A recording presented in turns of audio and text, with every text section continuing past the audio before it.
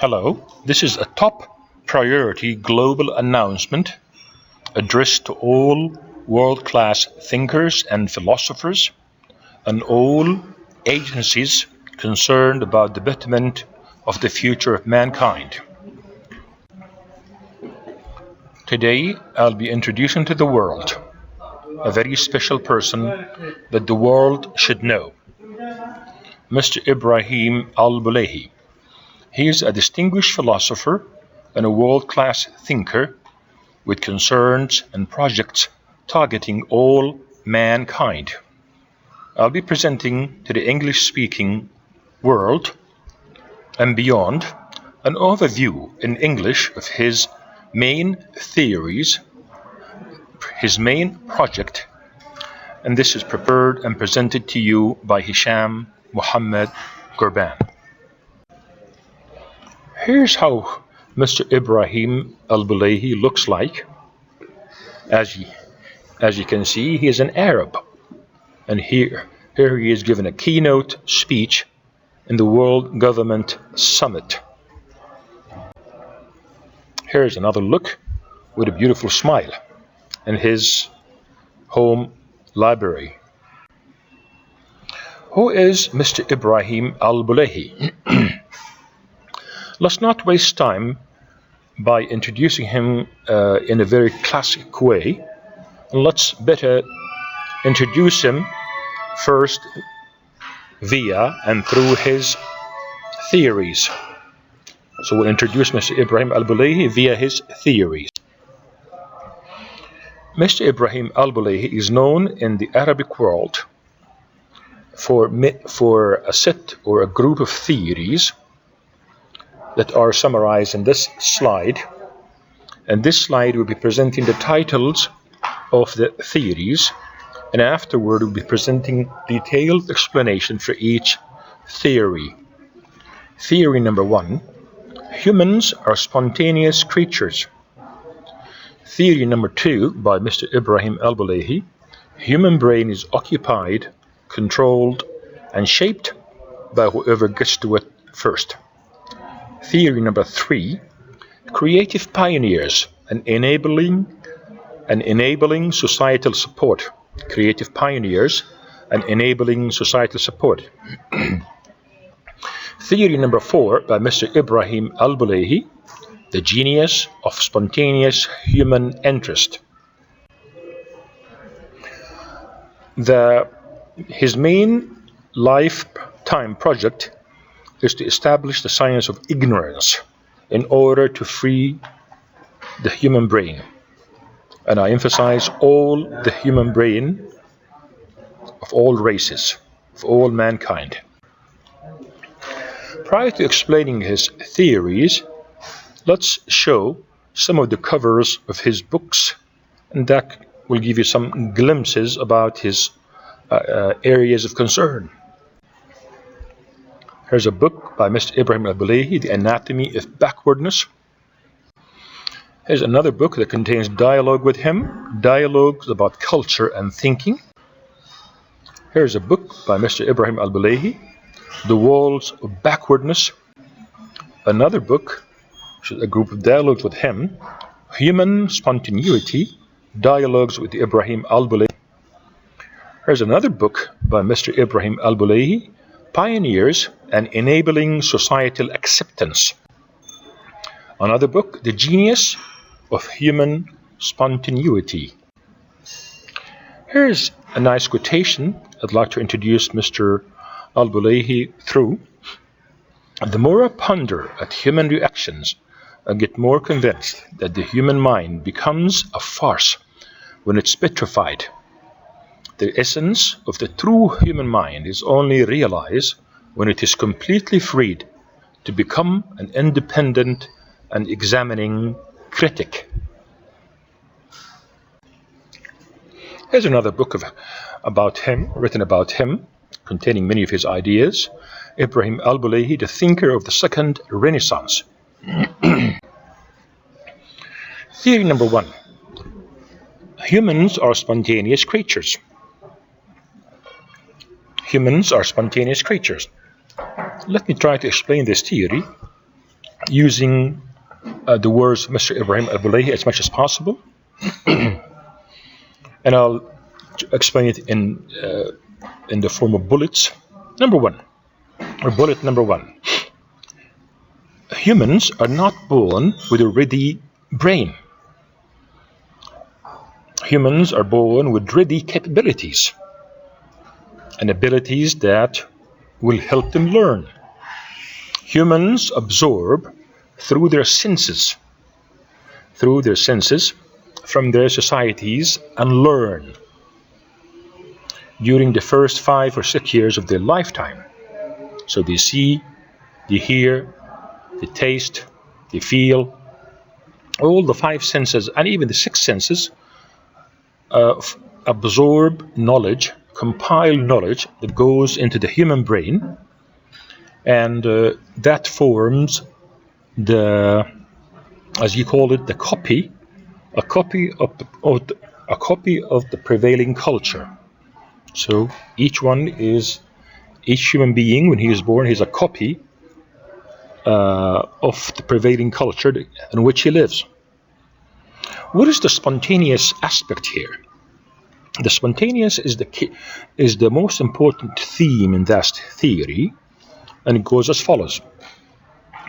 He's drawing our attention that each human being learns or absorbs lots of knowledge in the first 5 or 6 years of his lifetime in a spontaneous way.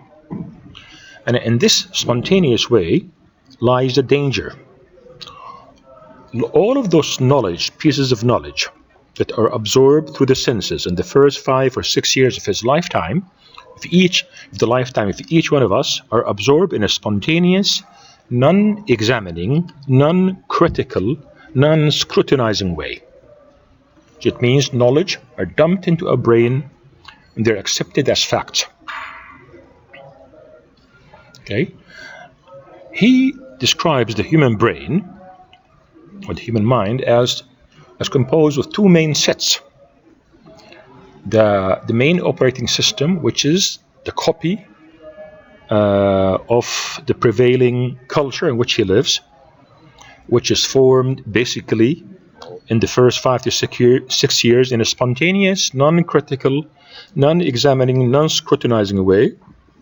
In simpler words, this operating system, analog, similar to operating system, is formed in a non-examining way, meaning it did not form through a methodical system of accuracy and check. So it formed, and it remains with each one of us. On top of that, we build our life skills. This is like the lifetime toolbox. So we get degrees, we get education, but degrees and education lies on that operating system, which is the an exact carbon copy of the prevailing culture that has been formed during the first 5 to 6 years of the lifetime of each one of us in a non-critical way. Let me explain it further. So we grow, and this operating system and the carbon copy, the spontaneous copy that we have, that has been imprinted upon us from our cultures, is the base for everything we learn. Let me give you an example. Let's say somebody from the Amazon. Okay, he grew up in the Amazon in the first 5 or 6 years of his lifetime. He absorbed the Amazon culture, the Amazon beliefs, the Amazon value system. After that, he went to school. After that, he went to the States or Europe, and he got education. So if we were to look at his mind, you will find 2 things. A carbon copy of the prevailing culture that was formed in a spontaneous, non-critical way, and it is deposited there. And on top of that, we learn some skills that will help us in our lifetime and this is the lifetime toolbox. The danger lies is that from the fact that this carbon copy of the prevailing culture that is imprinted upon us in a spontaneous, non-critical, non-scrutinizing way in the first 5 or 6 years of our lifetime has lots of information. Based on this information, we establish some ways our identity. Who are we? Who am I? Who is that different? What is good? What is bad? Whom should I like? Whom should I dislike? Who is the friend? Who is the enemy? And all those information have been formed, as I said, in a spontaneous way, meaning there are no valves, there are no checks, there are no critiques of this knowledge that was imprinted upon us from the prevailing culture in our first 5 to 6 years of our lifetime, of each one of us. So the implication is that each one of us, or each human being, is biased to his own culture. He can even take very strong stands towards other cultures. They don't like it. He doesn't like it. He feels that if they are different, they are the enemy. He's willing to even sacrifice his own life to prove and defend his own culture. So lots of his decisions, lots of his views, lots of his outlooks are based on a carbon copy of the prevailing culture that was formed early in our childhood without any scrutiny. So here is a non-methodical, non-scientific, non-scrutinized, non-criticized foundation. So all the bias, all the feeling right versus that the others are wrong are matters of question. They're not sure. They're not facts. One of the practical implications for realizing that we are, as humans, are spontaneous creatures, and the main component of our characters, of our minds, has been imprinted upon us in a spontaneous, non-critical, non-scientific. There are no checkpoints. There is no accuracy checks. Is that for us to stop and think? Are we really that correct? Are we really that right? Are we right in claiming that we are right? Is everything we stand for is right and is correct and is true? And the irony is that the human mind is not capable, is not equipped with a built-in faculty or mechanism to check the accuracy of what's inside it. So once the information is inside us, inside our brains, and we grow up with it, it stays there. And such spontaneous imprints of the prevailing cultures becomes us, becomes who we are. We don't feel it. No one doubts what he is. He doubts the different. There are more details to this theory, but the global impact is very scary. And if we succeeded, if Mr. Ibrahim Al Bulaihi's theory succeeds in drawing the attention of all mankind, of all world agencies, to the fact that the components of our character, the key component of our character, of our characters, of our mind, that has been imprinted upon us without any scrutiny in our early childhood, is not a strong foundation, is not an examined and is not accuracy checked foundation for any knowledge. So spontaneous knowledge cannot be true.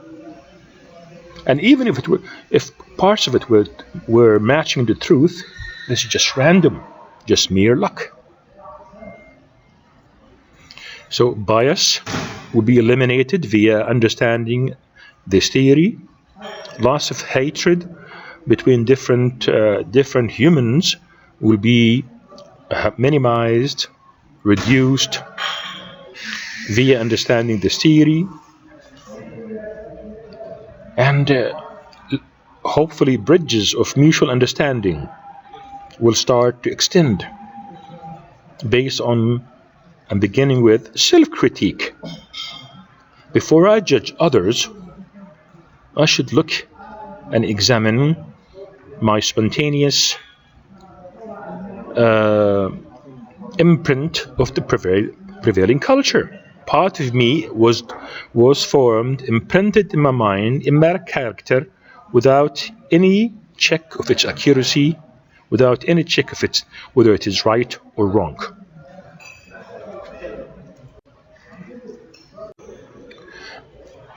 Yeah, let me repeat the title of this theory by Mr. Ibrahim Al Bulaihi. Theory number 2. Human brain is occupied, controlled, and shaped by whoever gets to it first. Human brain is occupied, controlled, and shaped by whoever gets to it first. This theory, number 2, is a result of theory number 1, that humans are spontaneous creatures. So the mind, the human mind, when we are born, is empty, is unshaped, uncontrolled, is neutral.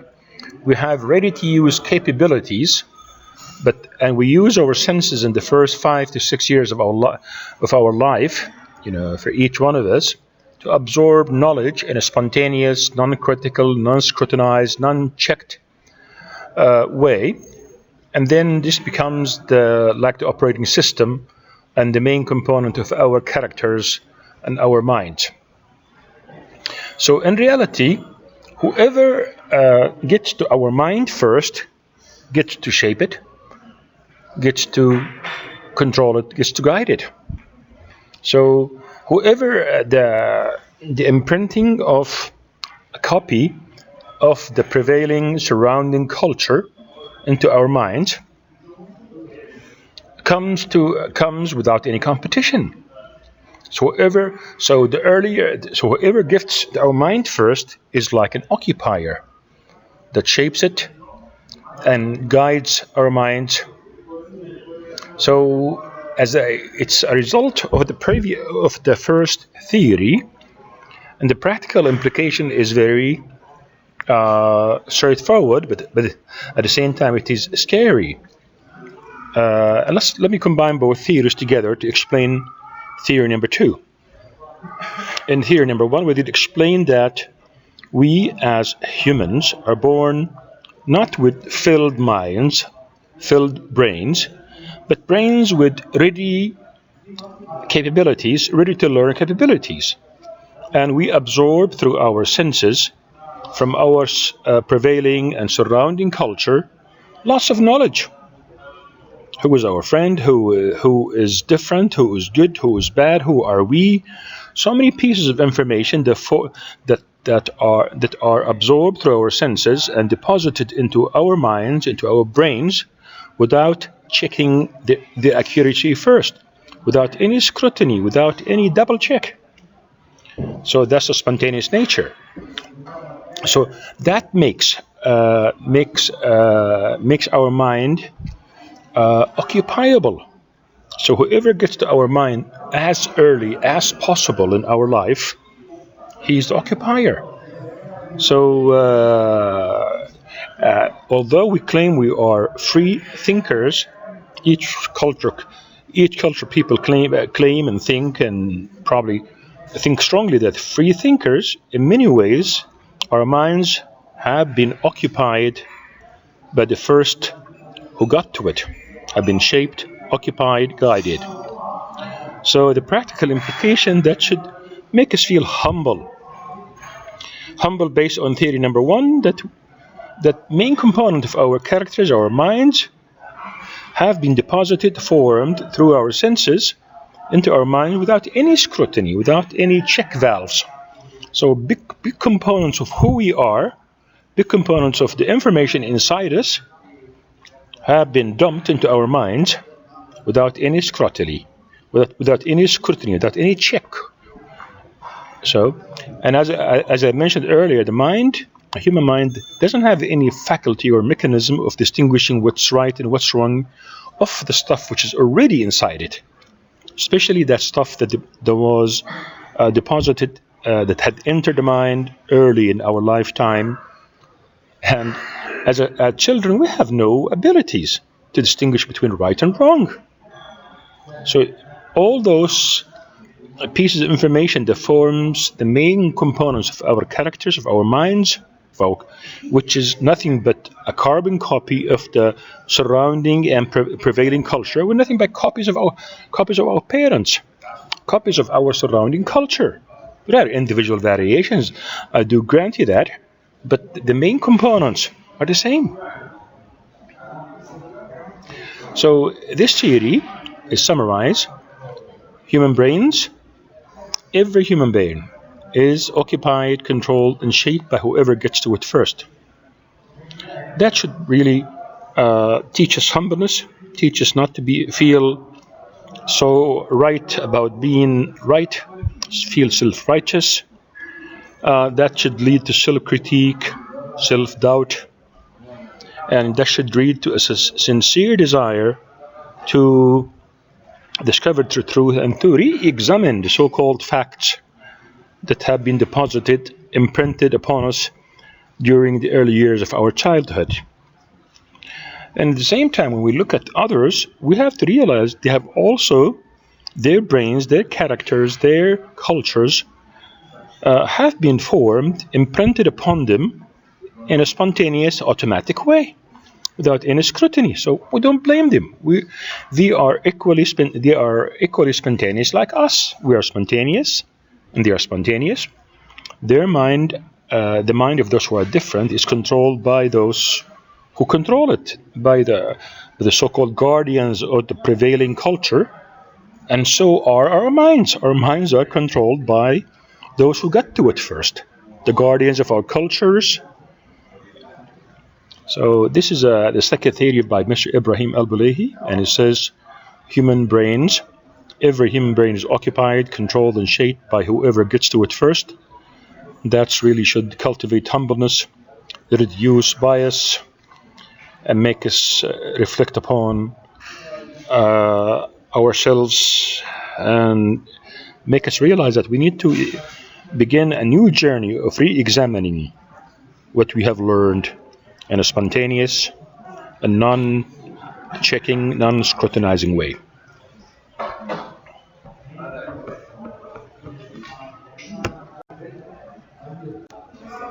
Third theory: creative pioneers and societal support. Creative pioneers and societal support. Let me do my best to summarize this theory. There are more. I hope I'm doing a good job in summarizing his theory. Mr. Ibrahim Al Buleihi's theory is an observation through the span of human life. So throughout all human life, all human history, there are pioneers. The pioneers, and he gives a special definition for the pioneers. These pioneers are those individuals, humans. They are individuals, actually, who dare to go and cross the limit of the prevailing culture, the prevailing norm. So those who dare to step out of the walls and the limits of the prevailing culture and the prevailing norms are the pioneers. I mean, they dare to look at things differently and to present these things differently, and they dare to do that in the face of the prevailing culture and its guards and its walls. Okay, that's half of the theory. The other half is on societal support. Let's put both together. So throughout the history of human mankind, there were many individual pioneers, not so many, but many individual pioneers who dared to step out the limits, the walls of the prevailing cultures, who managed to break their spontaneous nature, going back to theory number one, and managed to free themselves, their minds, from the occupation of those who first got to it. And in that context, breaking away from the enslavement or entrapment by the prevailing culture and the occupier is not an easy thing. It needs a huge and a gigantic shock that makes that person questions, that disturbs his or her peace to the extent that he questions a lot, and then he breaks his spontaneous nature, and he is beginning a journey to be a free thinker. Let's summarize the theory: creative pioneers and societal support. So it's throughout the history of mankind, there were many pioneers, and pioneers are those who dared truly to step out of the limits, the norms, the walls. In that context, those scientists who managed to extend upon a previous knowledge, they're not pioneers, they're simply extending upon previous knowledge. But those who dared to step out, and how will we know that? Usually they are rejected strongly, because they have shaken the walls, they have rocked the boat. So those pioneers are usually rejected by their people, rejected by their cultures. And cultures vary through history, not by the availability of pioneers. Pioneers do exist everywhere. But cultures vary by the level or extent of accepting and accommodating those pioneers. Most of the cultures reject, shun, even kill those pioneers to preserve the prevailing culture. So true development happens when a culture has pioneers and it has sufficient societal support that enables those pioneers to do something. So pioneers do exist, are available throughout history, but some areas to the history shine better or more than others because of presence of the complementing element, which is societal support for those pioneers. He looks at the last 400 years of the human history, Mr. Ibrahim Al Bulaihi, and he said mankind and the Anglo-Saxon culture, race in particular, has managed to yield lots of knowledge, lots of achievement and explorations. Okay, because two elements did exist together: creative pioneers, complemented with enough societal support. So those pioneers were supported, accommodated, welcomed, helped, endorsed in the last 400 years much better, much more than others in the previous eras of history. Application of the theory. Encouraging pioneers is very important, but the missing element and a more crucial element is to ensure that we are, as cultures, as institutions, are welcoming, enabling, supporting, empowering those pioneers. Those pioneers will not do any change unless they are trusted, empowered, given the green light by many big agencies to do what they have to do, and then they will take mankind's culture and civilization to a higher level. And if you don't get sufficient support, they will simply be like a flame extinguished, and no improvement is done. And many of them could be killed, persecuted, and you will be remembered in history as traitors, or heretics or crazy people. Theory number 4, the genius of spontaneous interest. This is one of the key theories of Mr. Ibrahim Al Bulaihi. And in his books, one of his books, he cites lots of examples of physicians, okay, those who specialize in medicine, and that they have spent years studying medicine, but however, they are not famous for medicine. They're famous for other specialties, such as writers in literature, such as other areas that make him famous, not medicine. It means man is capable of studying anything, even if it doesn't suit its original call, original inclination.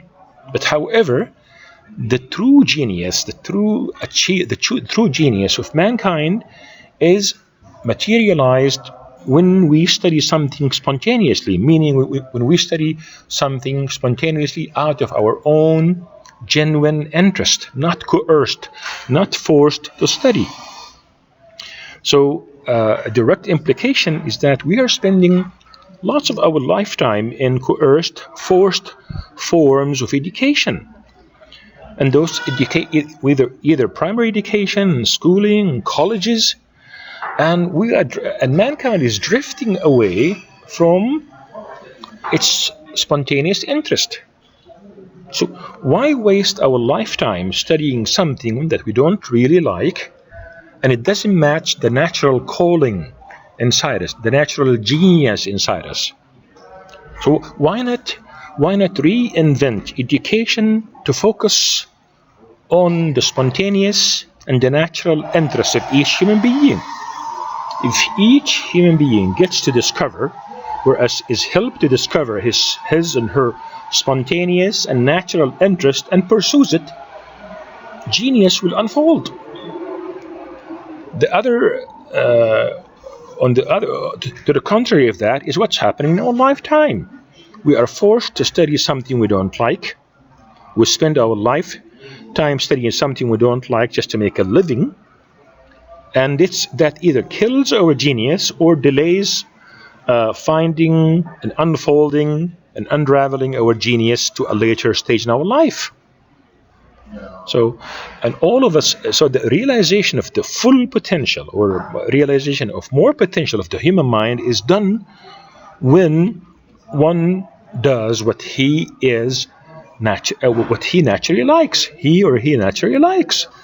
We notice that humans excel at certain things naturally. So why do we delay this process of them achieving in the areas of their natural excellence and in the areas of natural and spontaneous interest by wasting years and years of our lifetime in so-called formal, forced, one-size-fits-all education? And one can easily ponder at the global implications of such theory. It will reinvent education at large. We don't need this education in this form. We are studying what mankind is studying what they don't like. They can do it, but we are not materializing, not unfolding our inner greatness, not finding our true calling, not finding our spontaneous original interest. As you can see, there are many interrelationships between the four theories. Theory number 1, humans are spontaneous creatures. Theory number 2, human mind, human brain is occupied, shaped, and guided by whoever gets to it first. Theory number 3, the genius of human interest. And the other theory, they're all somehow interrelated. And I hope here through this presentation to draw the special minds of the world-class thinkers and world-class philosophers to this distinguished philosopher. Trust me, what what I'm doing, I feel it's a global duty to introduce such a world-class thinker to mankind. And this is an attempt to present his work beyond the Arabic-speaking world. And I've just presented only the tip of the iceberg of his thoughts. And as I said earlier, the main mission, the main project of Mr. Ibrahim Al Bulaihi is to free the human mind. Free the human mind. And now you can imagine how this project is done via his theories. World agencies like UNESCO, the UN, and all those, UNICEF, can benefit a lot from this.